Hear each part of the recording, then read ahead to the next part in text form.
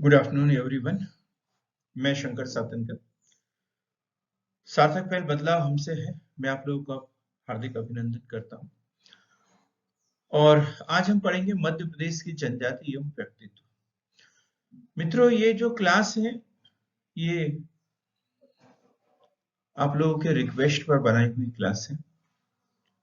मध्य प्रदेश लोक सेवा आयोग प्रारंभिक परीक्षा, मुख्य परीक्षा, लगभग हर एग्जाम में इसका क्वेश्चन पूछा जाता है। इससे संबंधित क्वेश्चन पूछे ही जाते हैं। तो बड़ी अच्छी क्लास हमारी होने वाली है। मध्य प्रदेश की प्रमुख जनजातियां एवं व्यक्तित्व हम बात कर रहे हैं। सबसे पहले देखेंगे इन्हें परिभाषित किस अनुच्छेद में किया गया है। तो अनुच्छेद 366(24) नोट करना है इसे। अनुच्छेद 366(24) में अनुसूचित जनजाति को अर्थात एससी को परिभाषित किया गया, शेड्यूल कास्ट को परिभाषित किया गया। और वही अनुच्छेद 366(25) के अंतर्गत अनुसूचित जनजाति अर्थात एसटी को, शेड्यूल ट्राइब को परिभाषित किया गया है। मेरे ख्याल से पहला क्वेश्चन एकदम क्लियर हो गया होगा कि परिभाषा यदि हम बात करें तो 366(24) में एससी को, शेड्यूल कास्ट को परिभाषित किया गया है। और वही अनुच्छेद 366(25) में शेड्यूल ट्राइब अर्थात एसटी को, अनुसूचित जनजाति को परिभाषित किया गया है। अब हम इसकी सूची की बात करें, ये परिभाषा थी। अब इसकी सूची की बात करें या वर्णन की बात करें तो अनुसूचित जाति, शेड्यूल कास्ट का वर्णन किया है अनुच्छेद 341 में, और शेड्यूल ट्राइब अनुसूचित जनजाति एसटी का वर्णन किया गया है अनुच्छेद 342 में। अनुच्छेद 342 में जनसंख्या की बात करें तो 15.6%। हम मध्य प्रदेश की बात करें, मध्य प्रदेश की कुल जनसंख्या में एससी का जो प्रतिशत है 15.6%। मेंस में ये क्वेश्चन पूछा गया था 2014 के पीएससी में। तो मध्य प्रदेश में अनुसूचित जाति, शेड्यूल कास्ट का कुल जनसंख्या में कितना प्रतिशत? 15.6%, 15.6%। उसी प्रकार अनुसूचित जनजाति का प्रतिशत यदि देखें तो 21.1%, 21.1%। और इसी आधार पर मध्य प्रदेश में अनुसूचित जाति जनजाति को रिजर्वेशन भी दिया गया है। क्लियर एकदम। तो जनसंख्या में एससी का प्रतिशत 15.6%। हम अभी मध्य प्रदेश की बात कर रहे हैं, ना कि भारत की। भारत के संदर्भ में हम अलग पढ़ेंगे। तो मध्य प्रदेश की जो जनसंख्या है उसमें एससी का प्रतिशत 15.6% और एसटी का जो प्रतिशत है वो 21.1% है। यदि मध्य प्रदेश की बात करें तो एससी जनसंख्या के दृष्टिकोण से सबसे बड़ा जिला या सबसे अधिक जनसंख्या इंदौर में है, और एसटी की दृष्टिकोण से धार, एसटी की जनसंख्या कहां पर? धार जिले में। एससी में इंदौर और एसटी में धार।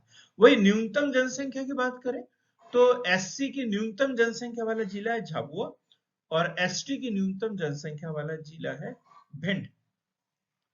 मान्यता प्राप्त अनुसूचित जाति की जो जातियां पाई जाती है मध्य प्रदेश में वो 48, और अनुसूचित जनजाति के अंतर्गत जो जातियां हैं वो है 43।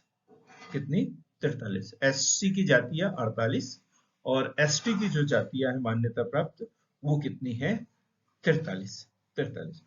मध्य प्रदेश में जनसंख्या के आधार पर जनजातियों की बात करें तो सबसे पहले नंबर पे आता है भील, दूसरे नंबर पे गोंड और तीसरे नंबर पर कोल। यही भारत के दृष्टिकोण से देखा जाए तो पहले नंबर पर गोंड होता है, दूसरे नंबर पर भील। लेकिन मध्य प्रदेश में पहले नंबर पर भील, दूसरे नंबर पर गोंड और तीसरे नंबर पर कुल। तीसरे नंबर पर कुल। अब मध्य प्रदेश में 1995 में अनुसूचित जाति जनजाति आयोग का गठन किया गया।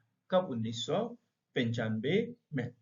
पिछली बार ये क्वेश्चन पूछा गया था और बड़ा कंफ्यूज कर दिया था इस क्वेश्चन। आधे लोगों का सही, आधे लोगों का गलत हो गया था। 2020 की पीएससी प्री में पूछा गया था। राज्य जनजातीय संग्रहालय कहाँ पर है? राज्य जनजातीय संग्रहालय कहाँ पर है? तो बिल्कुल नोट कर ले, इसे 10 बार पढ़े, दोनों बातें एक साथ में लिखी हुई होना चाहिए। मध्य प्रदेश राज्य जनजातीय संग्रहालय भोपाल में है और बादल भुई आदिवासी संग्रहालय छिंदवाड़ा में है। क्लियर? नोट कर ले इसे एकदम। राज्य जनजातीय संग्रहालय भोपाल में और बादल भुई आदिवासी संग्रहालय कहां पर है? छिंदवाड़ा में। छिंदवाड़ा में है। आदिवर्त जनजातीय संग्रहालय, आदिवर्त जनजातीय संग्रहालय खजुराहो में। आदिवर्त जनजातीय संग्रहालय कहां पर? खजुराहो में है। खजुराहो में है।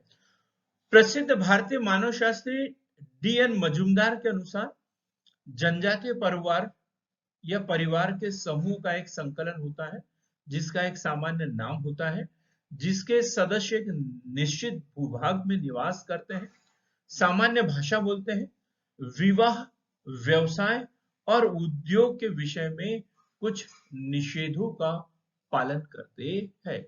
ये जो बात बताई मैंने, ये है जनजातीय परिवार की विशेषताएं।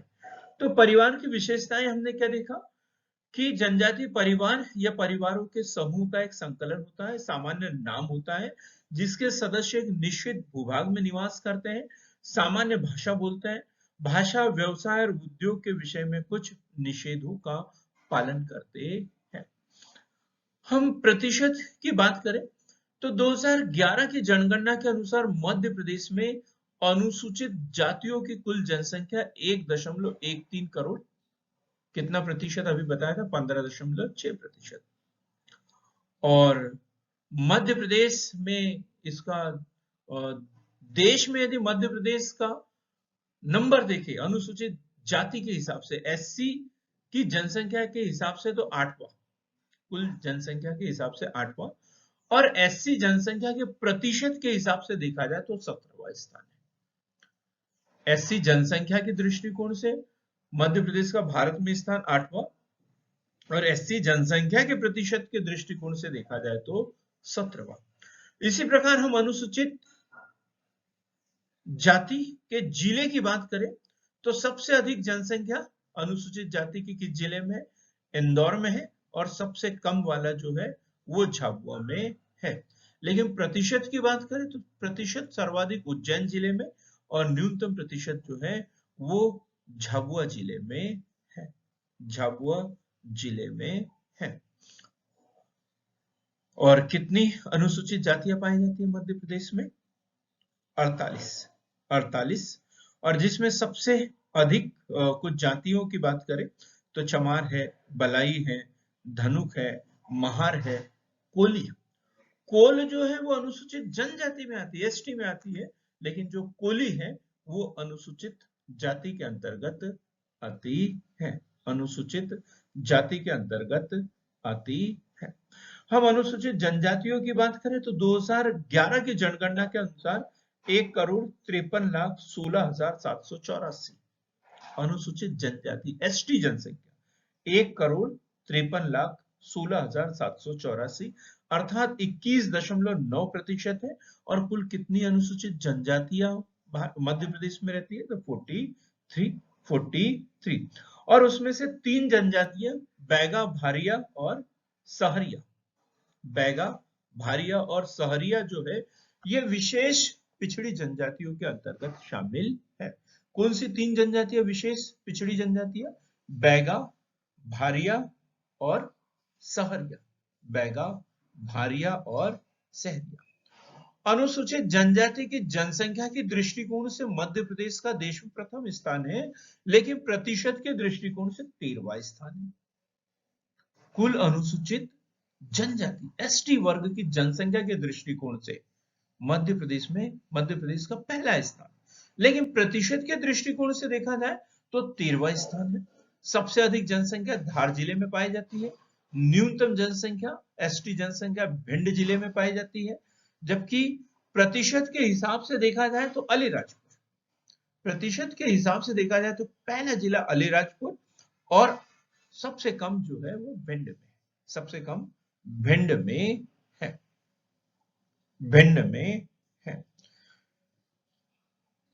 अब हम बात करें मध्य प्रदेश आदिम जाति मंत्रणा परिषद।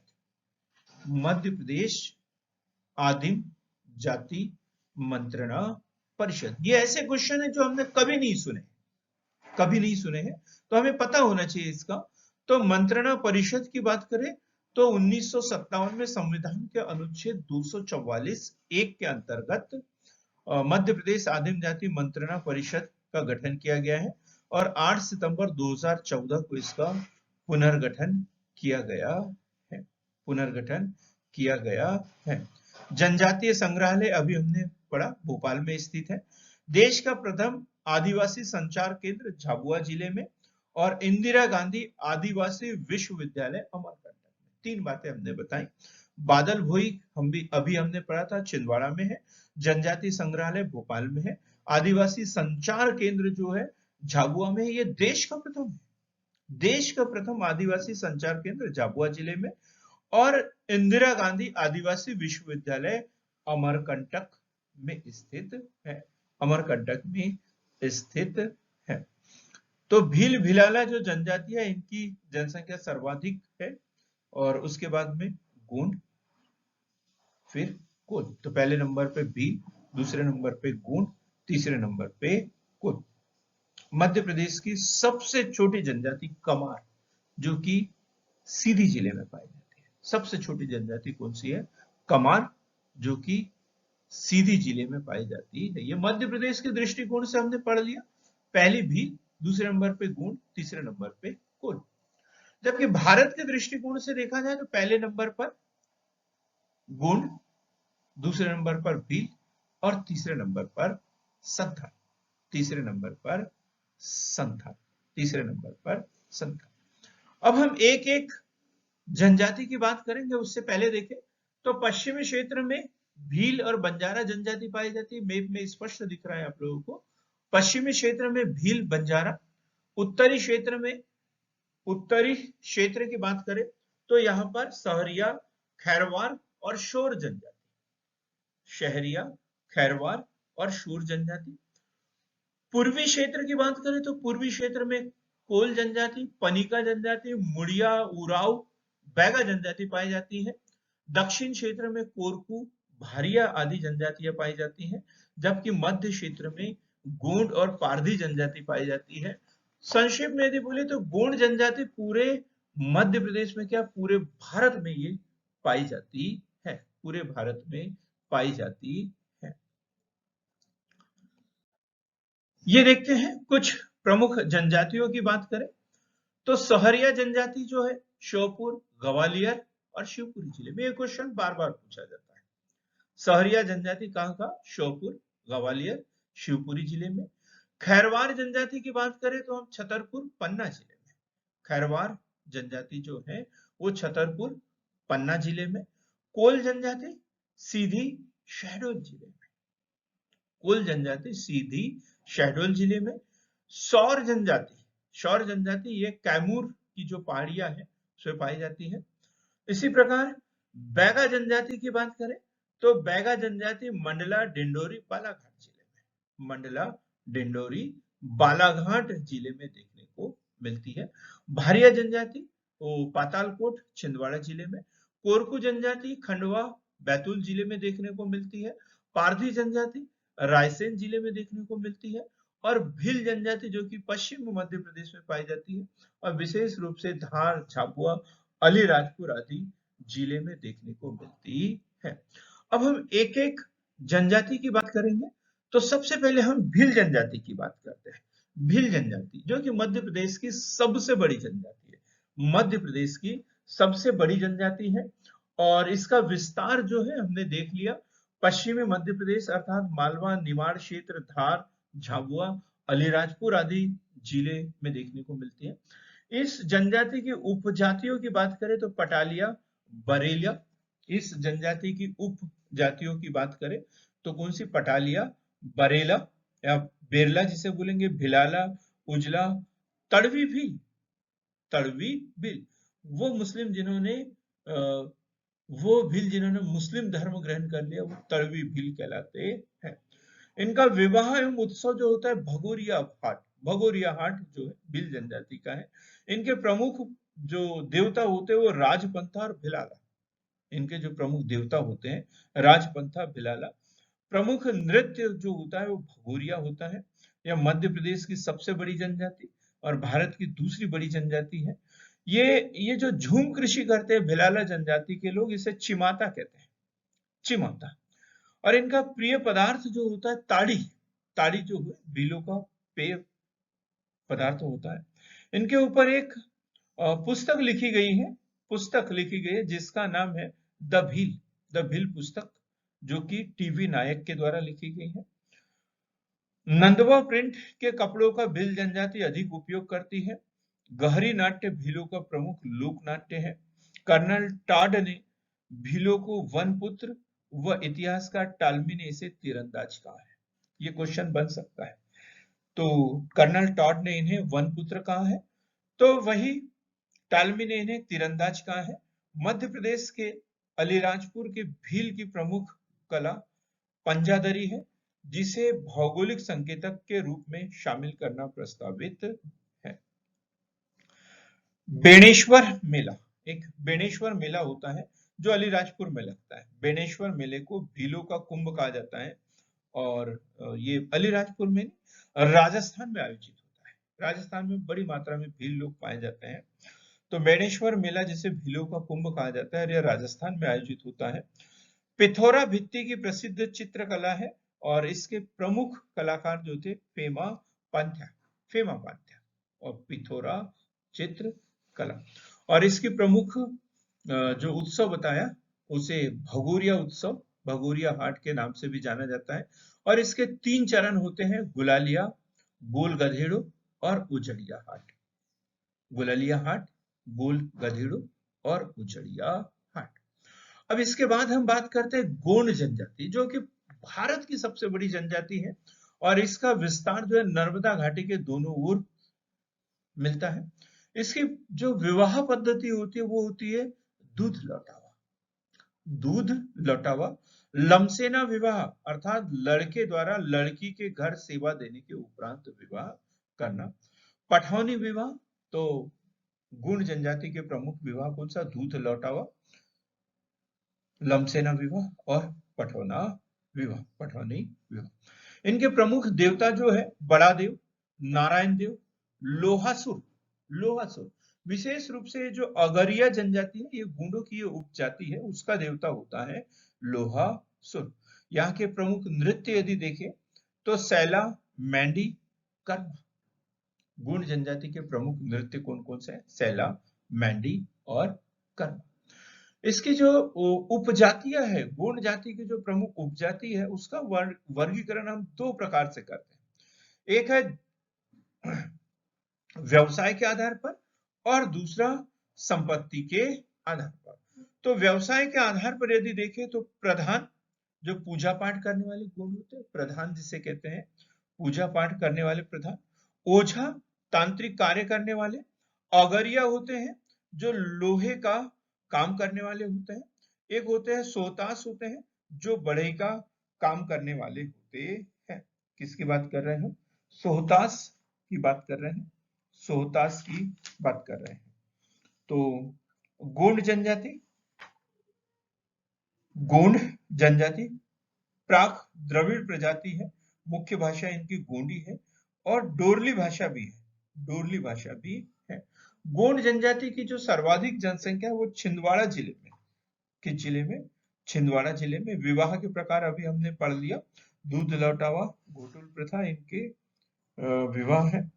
और निवास के आधार पर इनके उपजातियां देखें, निवास के आधार पर तो वो होती है राजगोंड, धूरगोंड और मूरिया या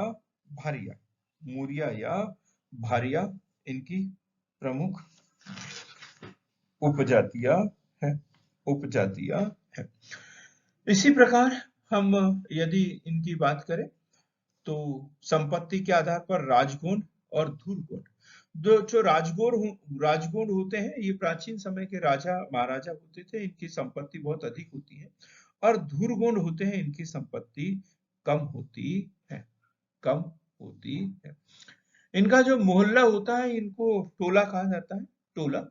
और गुदना प्रिय जनजाति है, गुदना प्रिय जनजाति है।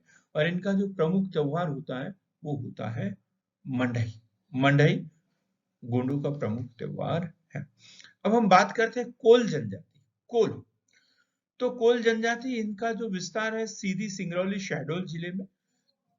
इसकी जो उपजातियां हैं रोहिया, रौतेला, भौतिया, रेवतिया, रोहिला, रोतला, भौतिया और सेहरिया। इनका जो प्रमुख देवता होता है वो ठाकुर देव और सूर्य देव। कोल जनजाति के प्रमुख देवता हैं ठाकुर देव और सूर्य देव। और प्रमुख नृत्य है इनका कोल दहका, कोल व दहका। कोल जो है मध्य प्रदेश की तीसरी सबसे बड़ी जनजाति है। इसकी पंचायत को गोहिया कहते हैं। यह क्वेश्चन में पूछा गया है, किस पंचायत, किस जनजाति की पंचायत को गोहिया कहते हैं, तो वो है कोल। इस पंचायत के मुखिया को मुकद्दम कहा जाता है। कोल जनजाति की पंचायत का जो मुखिया होता है उसे मुकद्दम कहा जाता है। और इनकी अर्थव्यवस्था कोयले की खदानों पर निर्भर है, इसलिए कोल जनजाति कहा जाता है। रामायण काल की जो शबरी माता है वो कोल जनजाति की थी, कोल जनजाति की थी। इसी प्रकार हम शहरिया जनजाति की बात करें तो शहरिया जनजाति उत्तरी मध्य प्रदेश के श्योपुर, ग्वालियर, शिवपुरी क्षेत्र में पाई जाती है। और विवाह इनके हिंदू प्रथानुसार होते हैं। प्रमुख देवता इनका तेजाजी, सीता माता, भैरव देव, तेजाजी, सीता माता और भैरव देव है। इनके प्रमुख नृत्य की बात करें तो लहंगी नृत्य, रागिनी नृत्य और दुलदुल घोड़ी। ये दुलदुल घोड़ी, ये क्वेश्चन में पूछा गया, ये सहरिया जनजाति का है। लहंगी, रागिनी, दुलदुल घोड़ी। ये सहरिया जो जनजाति अति कुपोषित जनजाति, मध्य प्रदेश की जो 3 अति पिछड़ी जनजातियां हैं उसमें एक शामिल है सहरिया। और इनका घर या मोहल्ला जो होता है उसे सहराना कहते हैं, और गांव को सहरुल, मोहल्ले को सहराना और गांव को सहरुल कहते हैं। इनके इस जनजाति के गांव के मुखिया को कोतवाल कहते हैं। और सहरिया जनजाति में लड़की का जन्म होना बड़ा शुभ माना जाता है। सहरिया जनजाति, जैसे अभी चर्चा की हमने, ये अति कुपोषित जनजाति है। तो इसलिए मध्य प्रदेश जो श्योपुर है, श्योपुर जो मध्य प्रदेश का श्योपुर जो है वो सहरिया जनजाति बाहुल्य क्षेत्र है। और इसे भारत का इथोपिया कहा जाता है, भारत का इथोपिया कहा जाता है। हम बात करते हैं भारिया जनजाति की। भारिया जनजाति, तो इनका जो विस्तार पातालकोट, कुल 12 गांव है छिंदवाड़ा का पातालकोट जिला। और इसकी उपजातियां जो होती है भूमिया और भुईहरा, 2 उपजातियां भूमिया और भुईहरा। विवाह पद्धति देखें इनकी तो वह है लमसेना व दूध लौटावा, लमसेना व दूध लौटावा। इनके प्रमुख देवता जो है वो बड़ा देव और नागदेव। बड़ा देव, बड़ा देव गोंड जनजाति का था, यह है बूढ़ा देव, याद रखना। बड़ा देव गोंड जनजाति का और बूढ़ा देव जो है वो भारिया जनजाति का है। और इनका जो नृत्य होता है भड़म सैतम। भारिया जनजाति का जो नृत्य है वो है भड़म और सैतम। बादल भोई आदिवासी संग्रहालय की बात करें तो 1954 में इसकी स्थापना हुई थी, ट्राइबल म्यूजियम छिंदवाड़ा में। और 1997 में इसका नाम बदलकर बादल भोई आदिवासी संग्रहालय कर दिया गया है। और इस संग्रहालय में भारिया जनजाति से संबंधित संपूर्ण विवरण देखने को मिलता है। इनका जो भोजन का जो प्रकार है वो बड़ा अजीब सा होता है। सुबह के भोजन को बासी कहते हैं, सुबह के भोजन को क्या कहते हैं, बासी। दोपहर के भोजन को पेज, दोपहर के भोजन में पेज। और शाम का जो भोजन होता है बियार, बियार या बियारू जिसे कहते हैं। तो सुबह का भोज बासी, दोपहर का भोज पेज और शाम का भोजन बियार। अब हम बात करते हैं बैगा जनजाति।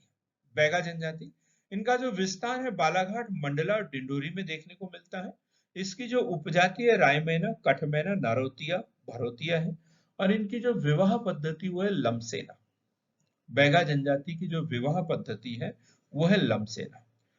प्रमुख नृत्य की बात करें तो पारधोनी कर्मा, पारधोनी कर्मा, सजनी, बिल्मा नृत्य, सजनी, बिल्मा नृत्य। इनकी जो झूम कृषि होती है उसे दाहिया या बेबर कहते हैं, बैगा जनजाति की जो झूम कृषि है उसे दाहिया या बेबर कहते हैं। द बैगा पुस्तक के लेखक, बैगा के ऊपर एक पुस्तक लिखी गई है द बैगा, और इसके लेखक है बेरियल एल्विन, बेरियर एल्विन। इनके गांव को पूर्वा कहा जाता है। इनके गांव को क्या कहा जाता है? पूर्वा। इनके गांव को पूर्वा कहा जाता है।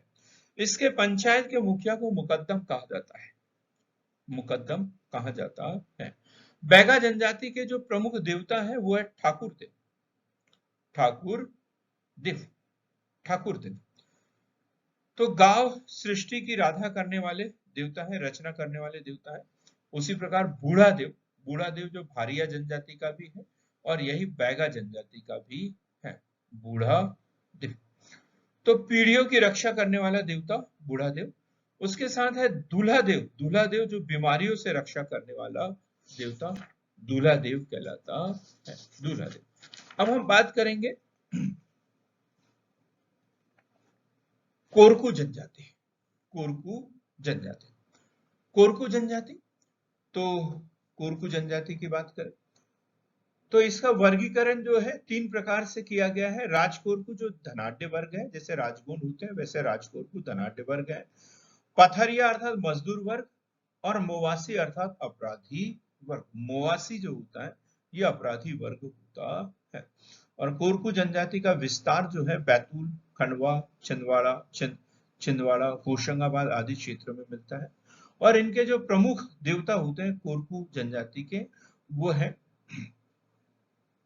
मेघनाथ और चंद्रमा, मेघनाथ और चंद्रमा।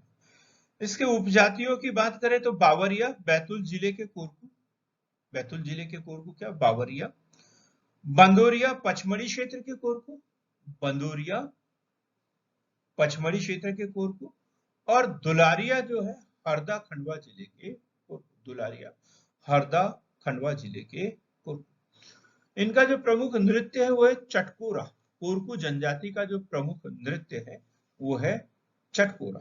इनके जो प्रमुख त्योहार है वो है मेघनाथ या झंडा त्योहार, होली के समय मनाया जाता है। और एक है खम्ब स्वाम, ये इनका लोक नाट्य है, खम्ब सांग इनका प्रसिद्ध नाट्य है। सिंडोली प्रथा कोरकू जनजाति में देखने को मिलती है। कौन सी प्रथा? सिंडोली प्रथा, नाम तो सुना होगा आप लोगों ने, सिंडोली प्रथा। यह कोरकू जनजाति का मृतक संस्कार है जिसमें मृतक की याद में लकड़ी का स्तंभ गाड़ते हैं। कोरकू जनजाति की उत्पत्ति महादेव और रावण के वंश से मानी जाती है। आगे हम बात करते हैं इनका जो त्योहार होता है मेघनाथ उत्सव होता है। कोरकू जनजाति का जो उत्सव होता है मेघनाथ उत्सव होता है, छिंदवाड़ा, बैतूल, होशंगाबाद जिले में मनाया जाता है। यह पर्व होली के एक दिन बाद से प्रारंभ होकर 15 दिन तक चलता है और अलग अलग स्थानों पर होता है। यह झंडा या खम्ब स्वांग नाट्य के नाम से भी जाना जाता है। अब हम पारधी जनजाति की बात करें, पारधी जनजाति।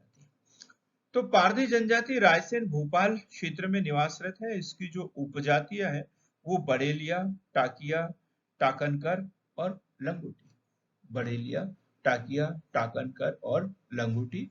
इसके अलावा भील पारधी, भील पारधी, फाश पारधी, भूषाई पारधी, लंगोटी पारधी के रूप में भी इसकी उपजातियां देखने को मिलती है। यह जनजाति बादशाह अकबर के समय की शिकारी जनजाति है, बादशाह अकबर के समय की शिकारी जनजाति है। पारधी जनजाति वन प्राणियों के शिकार, अन्य अपराधों के लिए अधिक जानी जाती है, किंतु वर्तमान में ये ऐसा नहीं करती है। अब अन्य जनजातियों के रूप में हम यदि दूसरी जनजातियों को देखें तो बहुत सारी जनजातियां हैं, जैसे खैरवार जनजाति, नाम तो सुना होगा आप लोगों ने, खैरवार जनजाति। किस जनजाति की बात कर रहे हैं हम? खैरवार जनजाति मुंडा जनजाति समूह की एक प्रमुख जनजाति है और मध्य प्रदेश के छतरपुर, सिंगरौली, पन्ना, शहडोल, सतना, विदिशा, रायसेन, सीधी, उमरिया, दमोह, अनूपपुर आदि जिलों में निवास करती है। कैमूर पहाड़ियों में स्थित खरियागढ़ को अपना मूल स्थान मानती है। ये क्वेश्चन बन सकता है, खैरवार जनजाति का मूल निवास स्थान कौन सा है?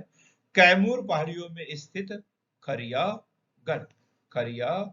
गर्म। मुख्यतः गेहूं और चावल खाते हैं तथा उत्सव के अवसर पर मांस और मदिरा का भी ये सेवन करते हैं। यदि इनके प्रमुख देवता की बात करें तो वनसंती, दुल्लादेव, घमासान, गोरैया, शिव, दुर्गा, हनुमान, और कुछ वृक्ष में सैलम, पीपल, नीम तथा इनकी पूजा करते हैं। जंतुओं में भी नाग, बिच्छू आदि देवताओं की पूजा करते हैं। इसी प्रकार बात कर रहे हैं हम पनिका जनजाति। पनिका, मैंने यहाँ पीपीटी में फनिका लिख दिया, वास्तव में पनिका जनजाति है। सीधी और शहडोल जिलों में पनिका जनजाति निवास करती है। कबीरपंथी होती है, शक्ति, शाक्त और पनिका वर्ग से संबंधित है और देवी देवताओं की, शक्ति आदि देवी देवताओं की ये पूजा करती है। इसी प्रकार हम बात करें उराऊ जनजाति। उराऊ जनजाति, तो उराऊ जनजाति भाषा के आधार पर द्रविड़ वर्ग की मानी जाती है। ये लोग स्वयं को कुरुख कहते हैं। जो उराऊ जनजाति है स्वयं को कुरुख कहते हैं। भोपाल, नरसिंहपुर, अनूपपुर, बड़वानी, जबलपुर, इंदौर, सिंगरौली जिलों में देखने को मिलती है और जनजाति में समवर्ती परहा के रूप में संगठित होते। इसका एक वर्ग होता है, उसे कहते हैं परहा। मुख्य रूप से कृषि कार्य करने वाली होती है और इसमें गांव का जो मुखिया होता है उसे महतो कहते हैं। उराऊ जनजाति के गांव के मुखिया को महतो कहते हैं और इसका जो पुजारी होता है बैगा कहलाता है। बैगा कहलाता है। गोत्र जो होता है उसे टोटम कहते हैं। इनके गोत्र को टोटम कहते हैं। और वधु के पिता को बहुदान, वधु धन देने का प्रचलन है। तलाक, विधवा विवाह, बहु विवाह का भी प्रचलन है। और इनका जो प्रमुख होता है, धार्मिक प्रमुख जो होता है, प्रमुख देवता जो होता है उसे धर्मेश कहते हैं। उराऊ जनजाति का जो देवता होता है उसे धर्मेश कहते हैं और ये लोग महादेव की भी पूजा करते हैं। इनका जो नृत्य है वह सरहुल, घुड़िया, डंडा और करवा। उराऊ जनजाति का जो प्रमुख नृत्य है वह सरहुल, घुड़िया, डंडा और करवा। बंजारा जनजाति है, घुमंतु जनजाति है, निमाड़, मंडला, मालवा आदि देशों आदि जिलों में देखने को मिलती है। इसका जो सरदार होता है उसे नायक कहते हैं। नायक कहते हैं। इसी प्रकार अगरिया जनजाति की बात करें, अगरिया जनजाति तो अग्नि से उत्पन्न होने के कारण अगरिया जनजाति कहते हैं। सिंगरौली, अनूपपुर, शहडोल, सीधी, उमरिया, डिंडोरी जिले में देखने को मिलती है। अगरिया जनजाति द्वारा ही लोहे की खोज की गई है और उससे औजार बनाए गए थे, इसलिए ये स्वयं को लोहार भी कहते हैं। इनका जो प्रमुख देवता है वो लोहासुर है। अगरिया जनजाति का प्रमुख देवता लोहासुर है और लोहे से औजार बनाना इसका प्रमुख कार्य है। विवाह में उड़द दाल का प्रयोग शुभ माना जाता है। अगरिया जनजाति में कि जो विवाह होते हैं उसमें उड़द दाल का प्रयोग शुभ माना जाता है। सुअर का मांस भी खाते हैं। ये मुख्य रूप से अगरिया जो जनजाति है मांसाहारी होती है, सुअर का मांस खाते हैं। अब हम कंवार जनजाति की बात करें तो कंवार एक छोटी जनजाति है, मध्य प्रदेश की सबसे छोटी जनजाति है और ये अनूपपुर, सीधी, सिंगरौली जिले में निवास करती है। इसके 8 उपवर्ग हैं जो स्वयं को तोमर राजपूत मानते हैं।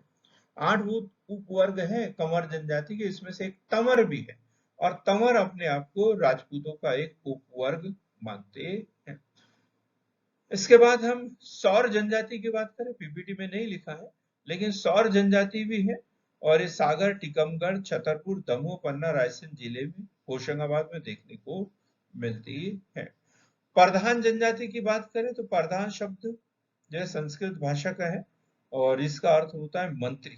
मंत्री, ये गोंड राजाओं के मंत्री हुआ करते थे और प्रधान को पटिया भी कहते हैं। इसी की बात कर रहे हैं, हम बात करते हैं बिंझवार जनजाति। बिंझवार जनजाति, तो बिंझवार जनजाति मध्य प्रदेश के बालाघाट और सिवनी जिले में निवास करती है। विंध्याचल पर्वत के मूल निवासी होने के कारण इसे बिंझवार कहते हैं। और विंध्यवानी और जो जनजाति स्वयं को विंध्यवासिनी के पुत्र 12 भाई बेटकर का वंशज मानती है। कौन सी जनजाति? तो बिंझवार जनजाति 12 भाई बेटकर का वंशज मानती है। बिंझवार की मातृभाषा छत्तीसगढ़ी है। बिंझवार की मातृभाषा छत्तीसगढ़ी है और छत्तीसगढ़ के महान क्रांतिकारी वीर नारायण सिंह इसी समुदाय से संबंधित थे। वीर नारायण सिंह इसी समुदाय से संबंधित थे।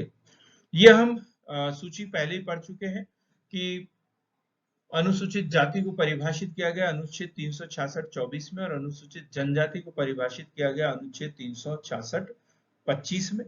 उसी प्रकार संविधान में वर्णन अनुच्छेद 341 में एससी का और एसटी का अनुच्छेद 342 में। मध्य प्रदेश में जनसंख्या का प्रतिशत देखें तो एससी का 15.6, एसटी का 21.1%। सर्वाधिक जनसंख्या की बात करें तो इंदौर जिले में एससी की और धार जिले में एसटी की। न्यूनतम जनसंख्या की बात करें तो झाबुआ जिले में एससी की और धार जो भिंड जिले में एसटी की जनसंख्या सबसे अधिक है। जनजातियों की बात करें तो अनुसूचित जाति की कुल संख्या 48 है और अनुसूचित जनजाति की जो कुल संख्या है वो 43 है। तो मित्रों, आज हमने अनुसूचित जनजातियों को पढ़ा कि मध्य प्रदेश में कौन सी जनजातियां पाई जाती है, क्या विशेषताएं होती है, उपजातियां कौन सी है, इनके देवता कौन कौन से हैं। तो सार्थक पहल के साथ बने रहिए और हर दिन को एक बेहतर क्लास का आनंद लेते रहें। सार्थक पहल के साथ जुड़ने के लिए बहुत बहुत धन्यवाद। और एक और रिक्वेस्ट करना चाहूंगा कि जिन लोगों ने अभी तक भी हमारे चैनल को सब्सक्राइब नहीं किया वो प्लीज प्लीज प्लीज हमारे चैनल को सब्सक्राइब कीजिए, शेयर कीजिए, लाइक कीजिए। आपका एक लाइक जो है हमारे आत्मविश्वास को बढ़ाने में महत्वपूर्ण भूमिका निभाता है। आप लोगों का एक बार पुनः पुनः बहुत बहुत धन्यवाद।